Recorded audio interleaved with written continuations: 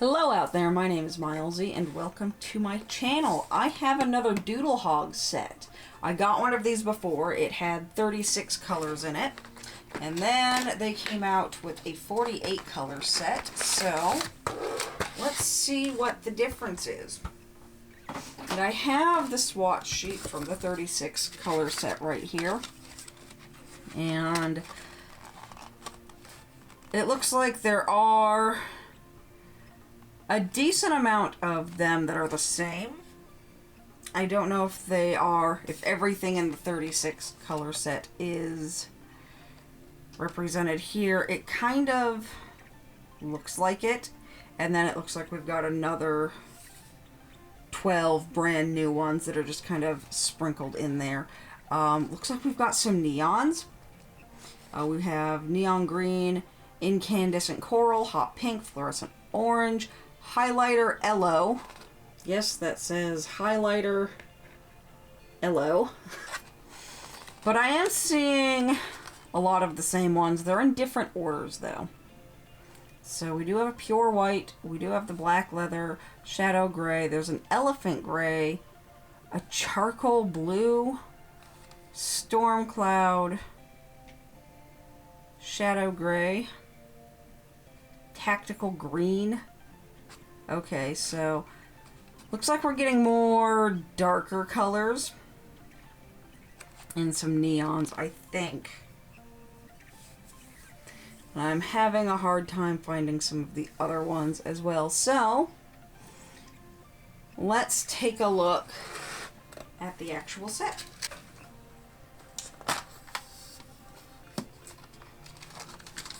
And like the other one, this one did give us a swatch card, so I'm going to actually use this.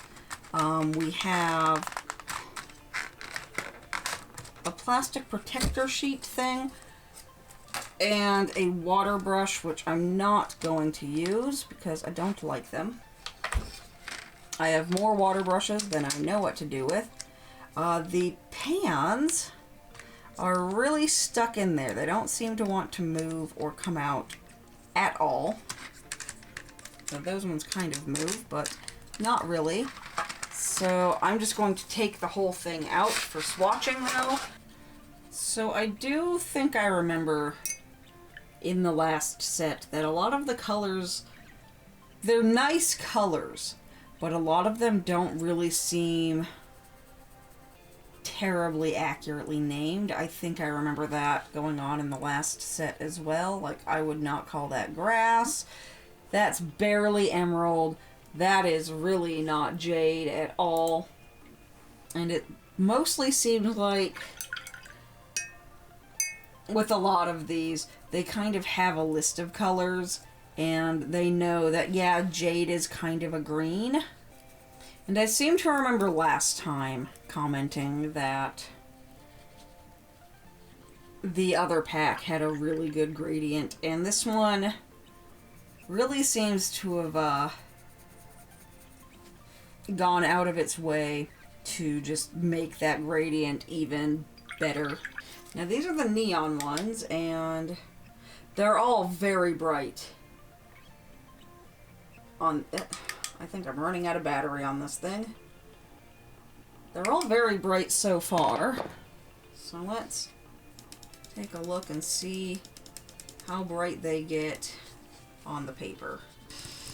Again, I really like the color spread with these Doodle Hog ones. Oh, it doesn't look like it in the pan, but the blue is also a little bit reactive, and you can see those just really shining there. So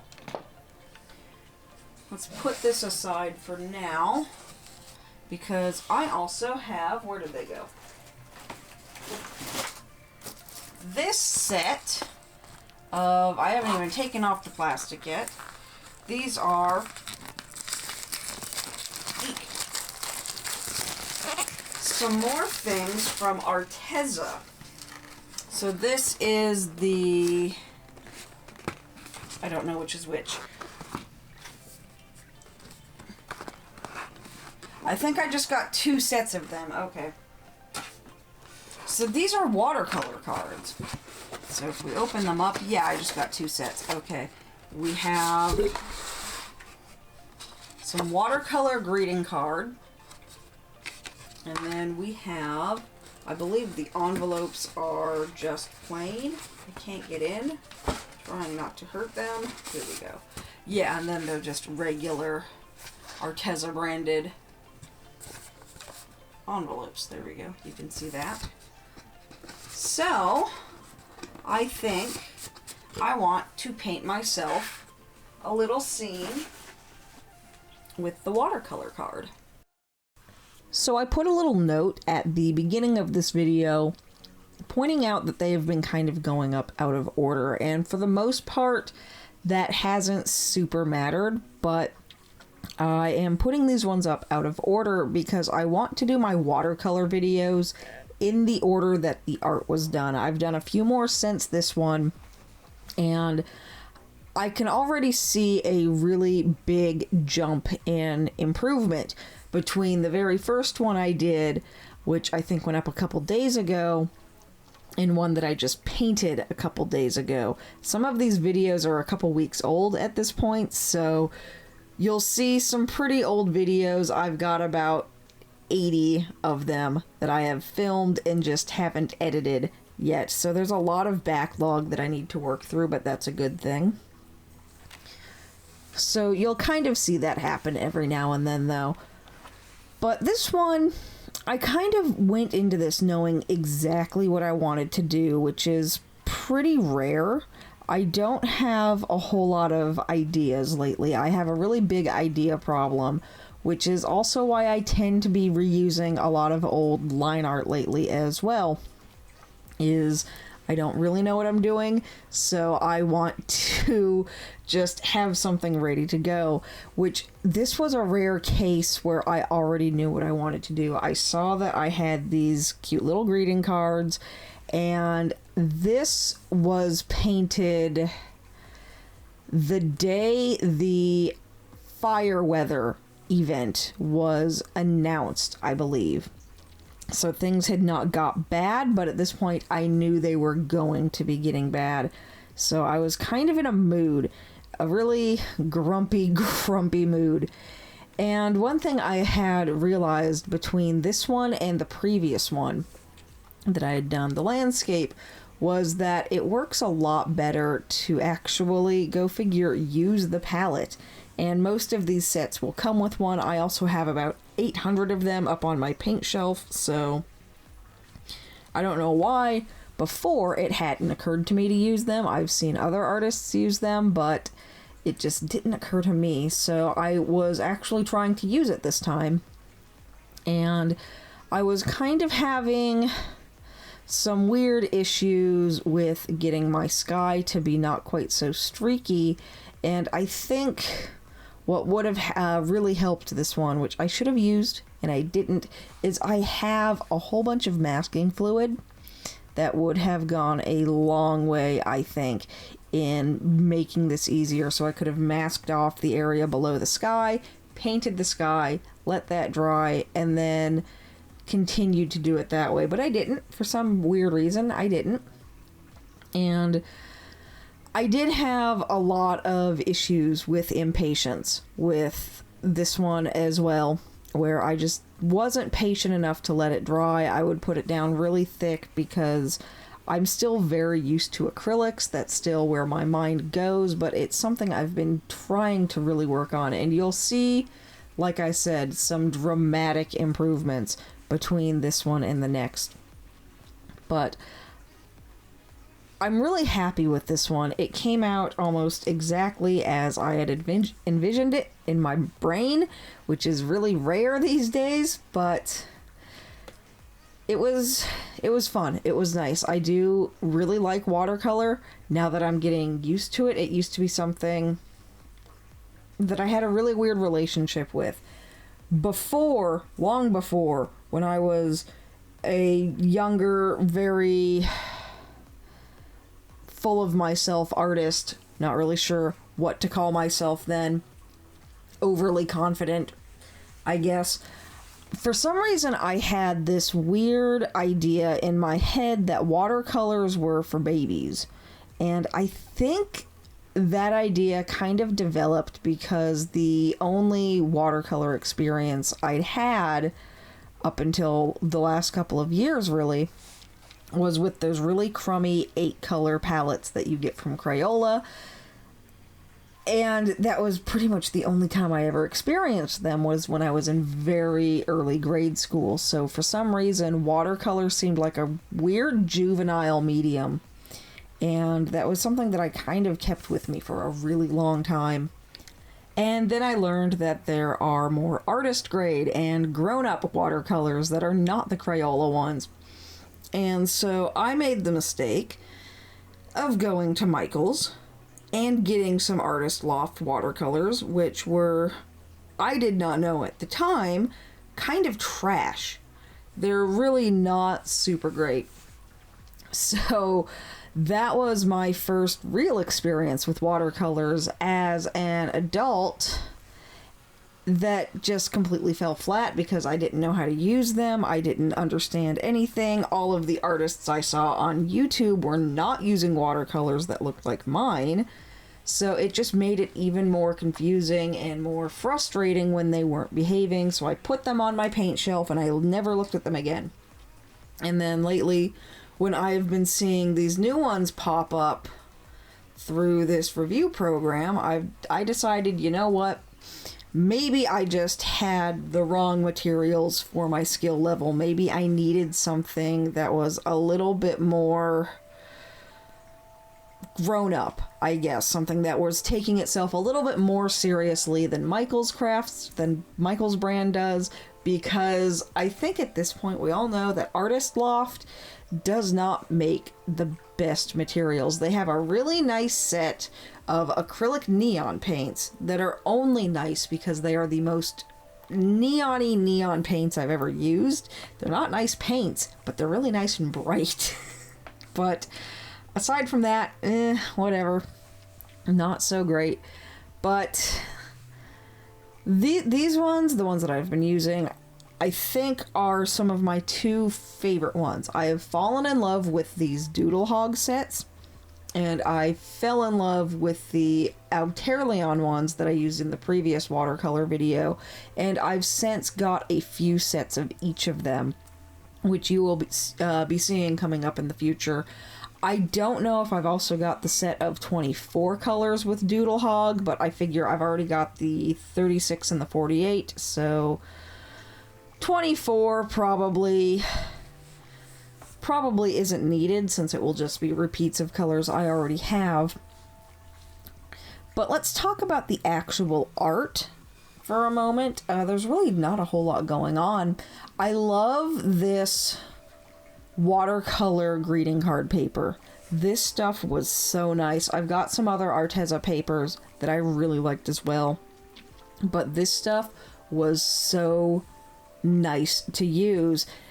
All of their papers are just really thick. They take a lot of pounding. They'll take a lot of water. They're great.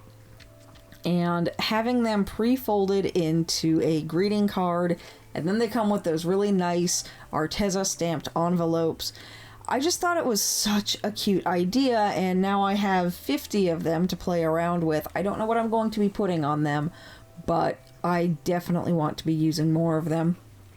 And the piece here, my idea right from the start was, since everything was kind of just going to hell over here in Portland, I wanted to sit down and paint something that was very snarky and very kind of tongue-in-cheek. So I figured, you know what's missing from my summer this year is trips to the beach and nature and anything that's out of my house. So I thought, you know what would be really funny is a greeting card that said, "Wish I was here." Not "wish you were here." I don't care about you. I wish I was over here. So that's exactly what I had, and I thought it came together so nicely in the end. I was really, really pleased with this. And the whole thing, I think, as my second ever proper watercolor piece, I'm very happy with it. And I do actually have prints of this piece, greeting card prints. There's some magnets and postcards and things up on my Redbubble. That is linked down below as well. So if you too would like a snarky greeting card to escape from all of the calamity that has been 2020, you can pick that up down on my Redbubble, and the link for that is in the description below. It's got the lettering on there, which I didn't do by hand because I am not that good at lettering.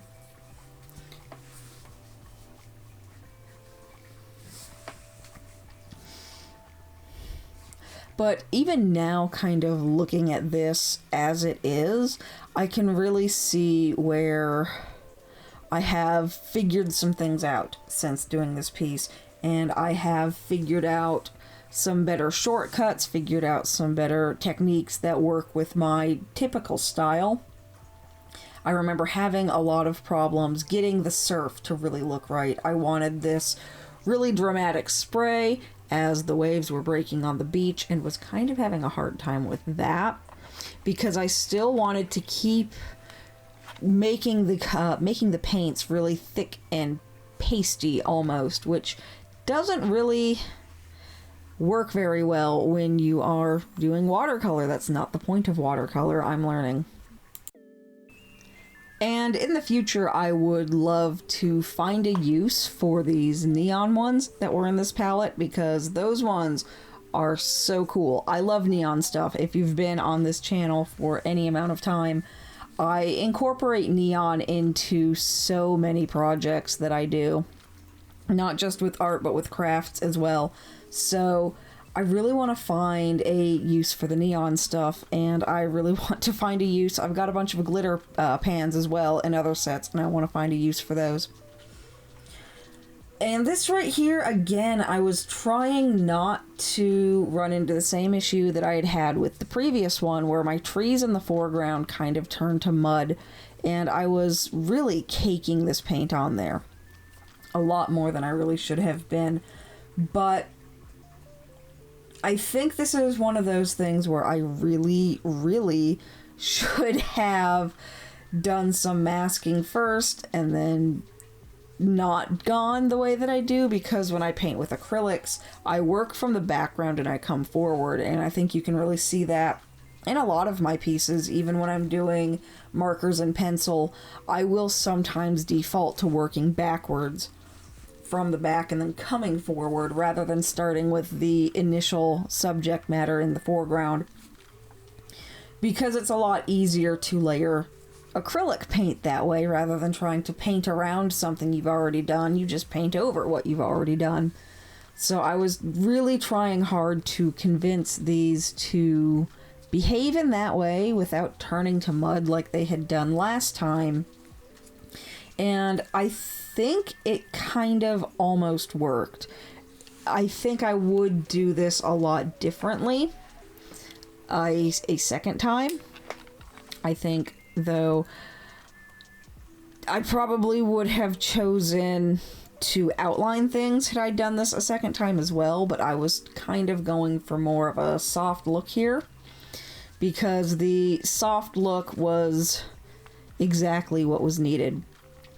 And unlike the previous one where I didn't want a streaky sky, this one with the sky being super streaky really played out pretty well, because it gets that nice marine layer to the clouds, and they're all kind of broken up, and some are wispy and some are a little bit bigger, and I really like that. I thought that turned out so nice.